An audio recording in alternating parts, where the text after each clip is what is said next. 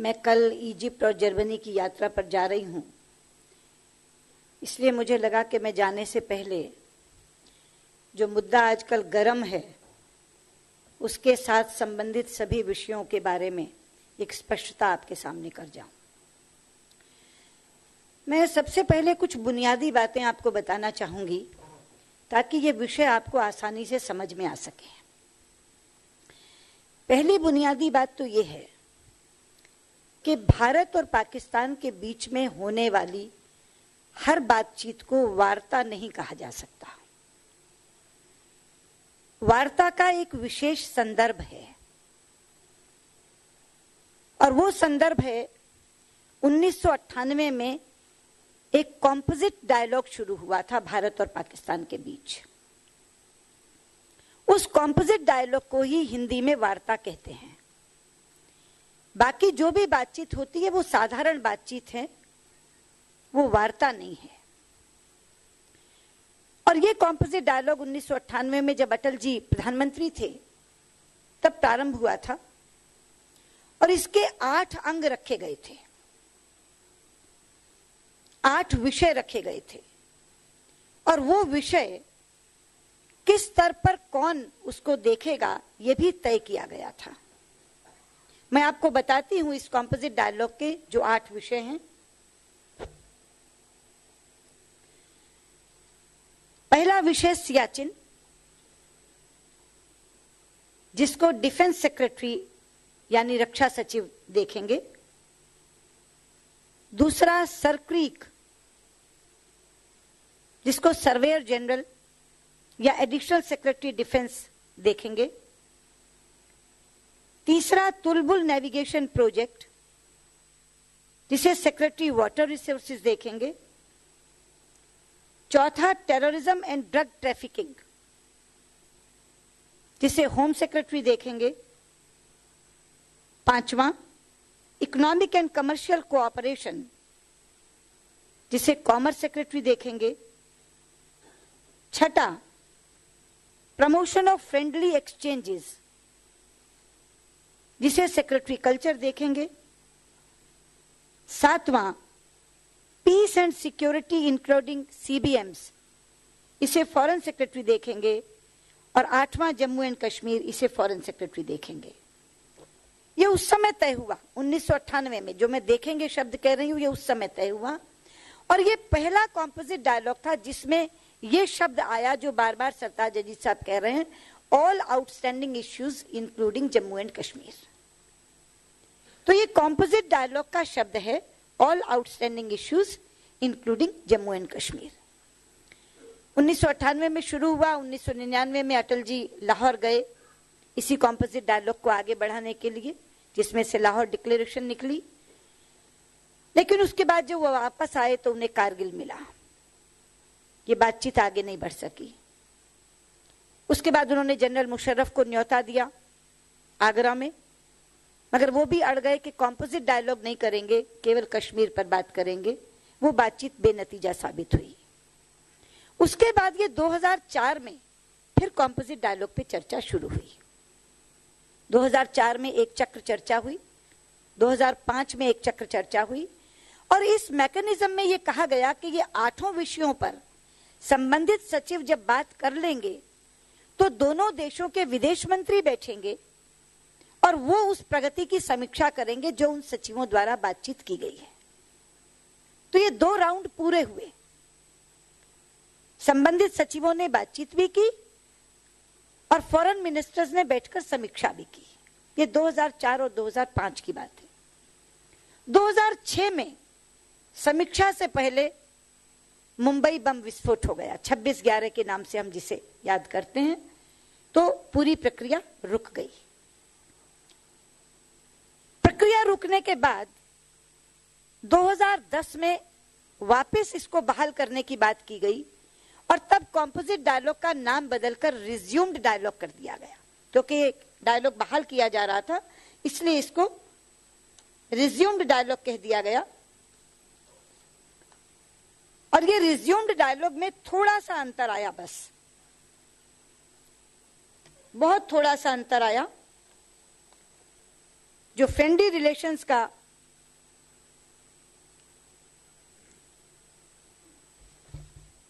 जो मैंने मुंबई बम विस्फोट का वो वही मुंबई अटैक की मैं बात कर रही हूँ, मुंबई हमले की बात कर रही हूँ। 26/11 मैंने कह के उसको स्पष्ट किया, 26/11 की घटना घट गई थी, इसलिए वो रुक गया, वो प्रक्रिया रुक गई। जब रिज्यूम डायलॉग आया तो बहुत थोड़ा सा अंतर आया, वो अंतर भी मैं आपको बता देती हूं कि क्या आया। Counter terrorism including progress on Mumbai trial और ह्यूमैनिटेरियन इश्यूज ये होम सेक्रेटरीज को दे दिए गए, क्योंकि नया विषय था मुंबई ट्रायल का। तो counter terrorism including progress on Mumbai trial and humanitarian issues ये होम सेक्रेटरीज को दे दिए गए। पीस एंड सिक्योरिटी इंक्लूडिंग सीबीएम्स पहले की तरह फॉरेन सेक्रेटरी के पास रहे। जम्मू एंड कश्मीर पहले की तरह फॉरेन सेक्रेटरी के पास रहे। प्रमोशन ऑफ फ्रेंडली एक्सचेंजेस जो पहले कल्चर सेक्रेटरी के पास थे वो भी फॉरेन सेक्रेटरीज को दे दिए गए। सियाचिन पहले की तरह डिफेंस सेक्रेटरीज के पास रहा। इकोनॉमिक इश्यूज पहले की तरह कॉमर्स सेक्रेटरीज के पास रहे। वुलार बराज या तुलबुल नेविगेशन जिसे हम कहते हैं प्रोजेक्ट, वो सेक्रेटरीज वाटर रिसोर्सेज के पास रहे। सरक्रीक पहले की तरह एडिशनल सेक्रेटरी और सर्वेयर जनरल के पास रहा। नाम बदल गया, थोड़ा सा स्तर बदल गया, लेकिन रिज्यूम्ड डायलॉग के नाम से ये चलने लगा। इसकी भी 2 चक्र चर्चा हुई। जो संबंधित मंत्री सचिव मैंने बताए, उन सचिवों के स्तर पर चर्चा हुई, विदेश मंत्रियों ने समीक्षा की। लेकिन 2012 में जब सीमा पर फायरिंग हुई और बिहेडिंग की घटना हुई, हेमराज हमारे जो सैनिक थे उसका सर काट लिया गया और उस समय प्रधानमंत्री मनमोहन सिंह जी का बयान आया, there cannot be a business as usual with Pakistan, तो ये प्रक्रिया रुक गई। अब मैं आपको ये कहना चाहती हूं कि ऊफा में क्या हुआ।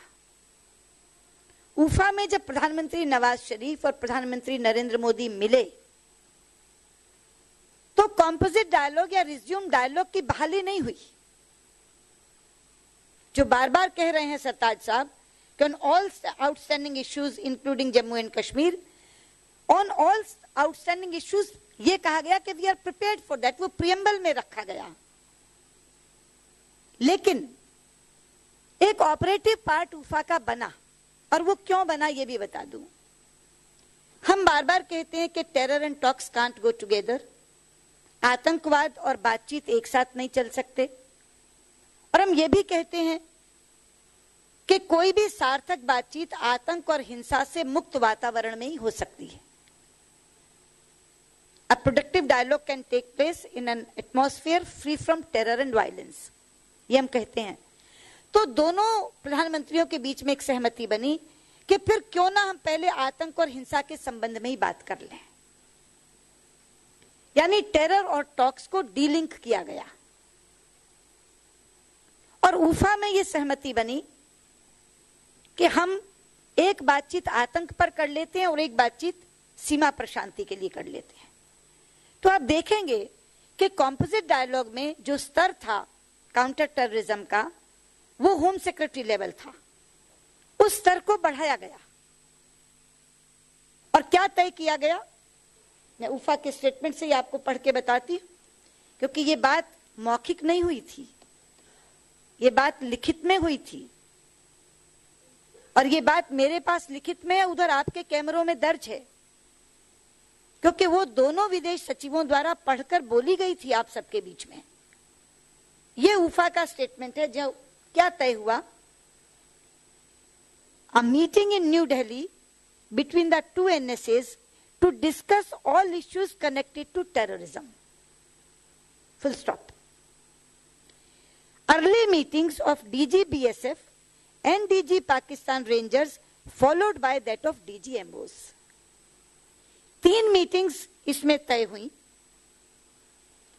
और वो 3 मीटिंग में से एक मीटिंग थी NSA स्तर की जो आतंकवाद पर होनी थी, एक मीटिंग थी DG BSF और पाकिस्तान रेंजर्स की जो सीमा पर शांति के लिए होनी थी, और एक मीटिंग थी DG MOs की, डायरेक्टर जनरल मिलिट्री ऑपरेशंस की, जो सीज फायर वायोलेशंस के संदर्भ में होनी थी। यानी ये जो बात बार बार नरेंद्र मोदी कहते हैं कि बम धमाकों के बीच में बातचीत की आवाज सुनाई नहीं पड़ती, उसमें से ये मीटिंग्स निकली कि फिर जहां बम धमाके होते हैं उन्हीं के बारे में पहले बात कर लें कि उनको कैसे खत्म किया जाए। और ये तीनों मीटिंग में तीनों मीटिंग्स का स्तर भी तय हो गया और विषय भी तय हो गया।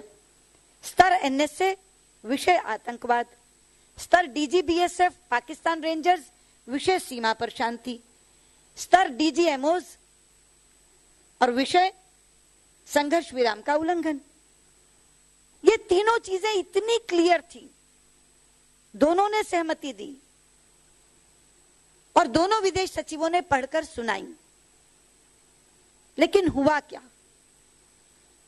जब ये सहमति बनाकर प्रधानमंत्री नवाज शरीफ पाकिस्तान वापस लौटे, उससे पहले ही उनकी बहुत तीखी आलोचना अपने मुल्क में शुरू हो गई और उसी दिन से उन्होंने ये मन बना लिया कि इससे बचने के लिए कुछ ऐसा करना चाहिए कि एनएसए लेवल टॉक्स ना हो। और मैं इसको उदाहरण देकर के स्पष्ट करना चाहूंगी। हमने उफा की सहमति के मुताबिक 23 जुलाई को, 10 जुलाई को उफा हुई, 13 दिन के बाद ही उनको एक पत्र भेज दिया कि 23 अगस्त को नई दिल्ली में एनएसए लेवल की मीटिंग होगी। भारत की तरफ से 23 जुलाई को पत्र चला गया। उसका जवाब कब आया आप जानते हैं? 14 अगस्त को, आज से 8 दिन पहले। हमने 1 महीने का नोटिस दिया, वो 22 दिन तक उसको लेकर बैठे रहे। 14 अगस्त को उन्होंने हमें जवाब भेजा और उस जवाब के साथ ही एक एजेंडा भेज दिया, जिस एजेंडा में आतंकवाद से आगे बढ़कर के वो सारी बातें जो कंपोजिट डायलॉग में होती हैं वो सारी उसमें उन्होंने रख दी। ये पहली चीज।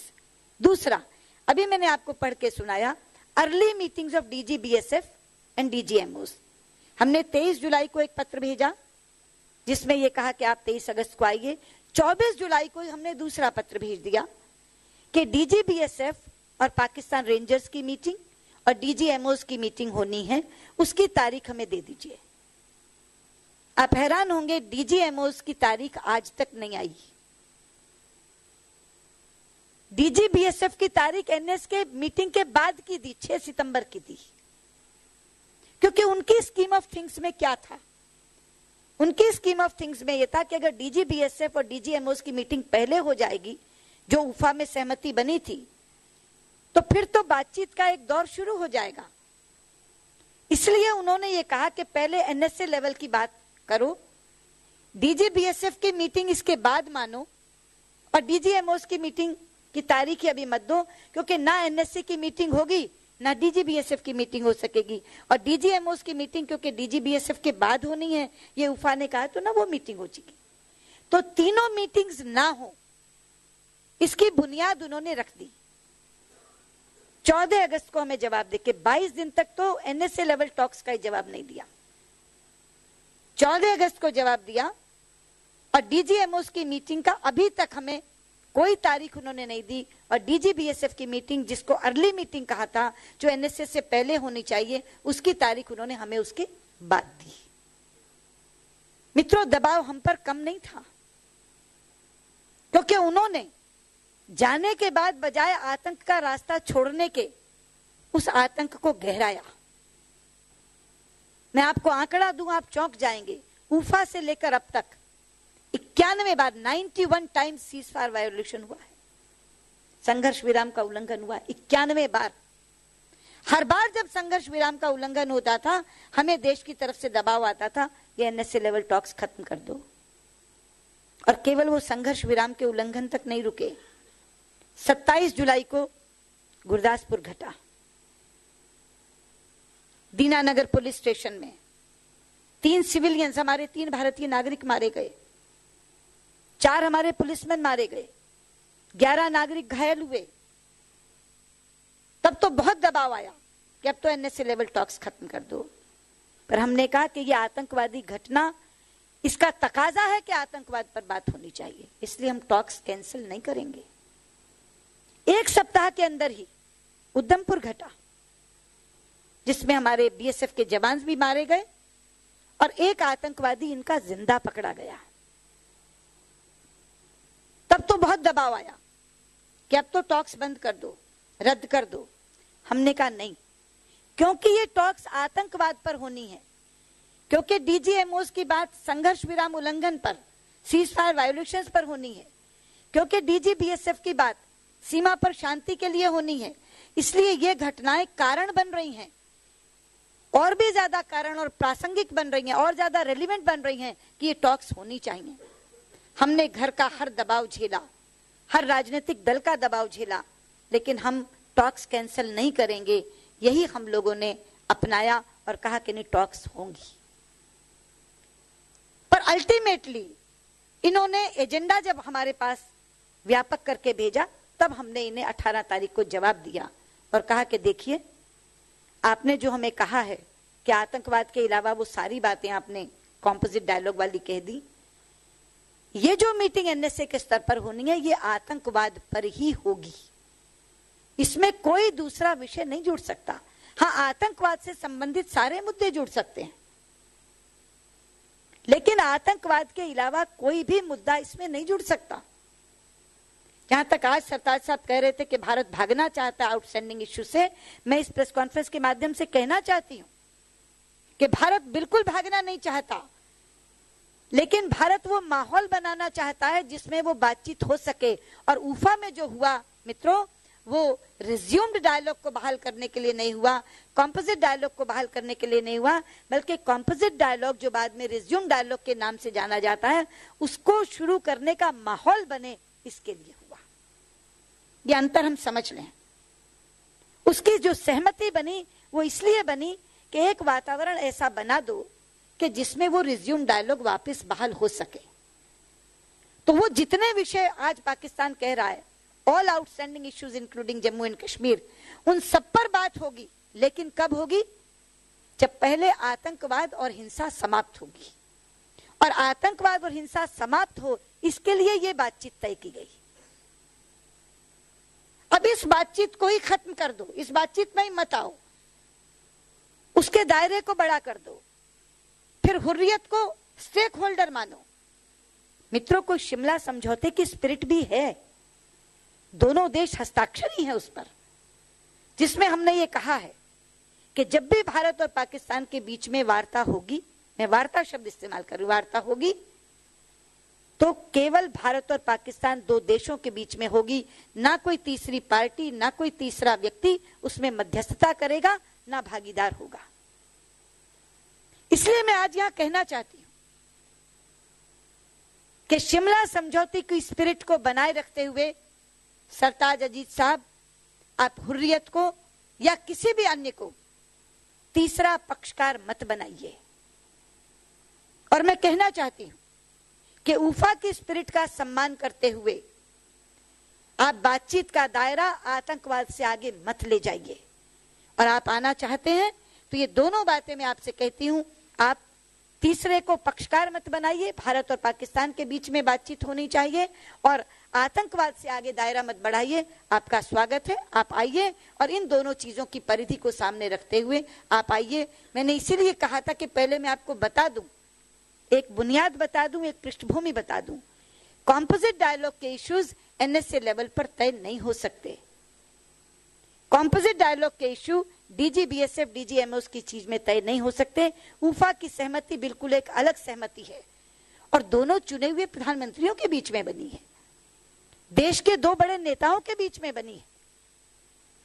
मैं कहना चाहूंगी कि उन ताकतों के दबाव से मुक्त होइए जो इसको समाप्त करना चाहते हैं। हमने इतने दबाव झेल करके भी ये बातचीत होनी चाहिए, ये अपने देश के लोगों को समझाया है, राजनीतिक दलों को समझाया है, क्योंकि ये बातचीत आतंक पर होनी है, इसलिए इसको होने दीजिए। टेरर एंड टॉक्स नहीं हो सकते, पर टॉक ऑन टेरर तो डिजायरेबल है, होना चाहिए।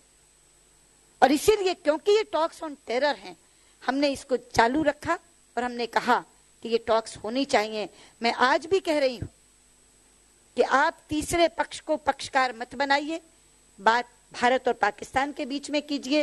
और मैं ये भी कह रही हूं कि आतंकवाद से आगे इस बातचीत का दायरा मत ले जाइए, केवल आतंकवाद पर बात करने आइए। आपका स्वागत है, धन्यवाद।